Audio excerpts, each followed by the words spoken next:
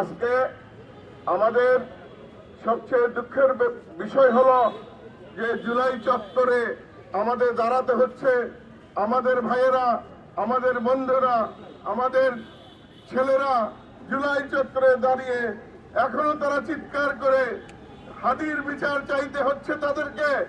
এখনো তাদের চিৎকার করে এদেশে আপামর জনগণের মুক্তির কথা বলতে হচ্ছে, এদেশে বিচারের কথা বলতে হচ্ছে, এদেশের সংস্কারের কথা বলতে হচ্ছে, এদেশে সংবিধানের কথা বলতে হচ্ছে, এদেশে ইসলামের কথা বলতে হচ্ছে। কিন্তু এটা তো এই জুলাই বিপ্লবে যারা শহীদ হয়েছে সেই শহীদের রক্তের সাথে আমাদের প্রতিজ্ঞা ছিল যে আমরা তাদের আদর্শ, যে জন্য তারা শহীদ হয়েছে, জীবন বিসর্জন দিয়েছে, রক্ত বিসর্জন দিয়েছে, সেগুলো বাস্তবায়ন করব। বর্তমানে ইন্টারিম সরকার কি করছে আপনারা দেখতে পাচ্ছেন। জুলাই বিপ্লবের একটি শহীদেরও বিচার তারা করতে পারেনি। আগ্রাসনের পক্ষের শক্তি আওয়ামী লীগের বিগত 16-17 বছরের 28 লক্ষ কোটি টাকা এদেশের জনগণের রক্ত ঋণানো টাকা পাচার করার একটা পয়সাও তারা ফেরত আনতে পারেনি।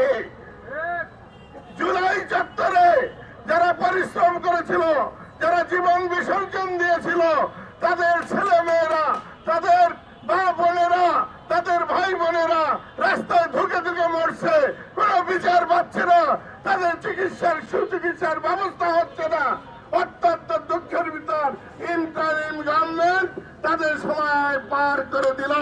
আবার আরেকটি সরকার আসার পায় তারা হচ্ছে। আমরা জানি না বিচার হবে কিনা। জুলাই বিপ্লবের যারা আদর্শ ছিল তাদের বিপ্লব অসম্পূর্ণ রয়ে গেছে।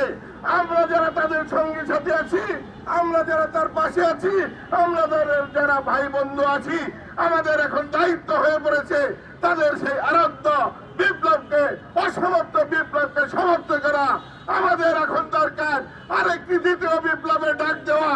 এই সরকার ব্যর্থ হয়েছে। এই দেশের নেতৃবৃন্দ, জামাতগণ, আওয়ামী লীগগণ, বিএনপিগণ, তারা জুলাই সনদের বাস্তবায়নে ব্যর্থ হয়েছে। জুলাই শহীদদের রক্তের সাথে প্রতিজ্ঞা পালনে ব্যর্থ হয়েছে। কাজেই আমরা বলবো আমাদের আরেকটি দ্বিতীয় বিপ্লবের ডাক দেওয়া উচিত। এই মুহূর্তে দরকার আমাদের বিপ্লবী সরকার,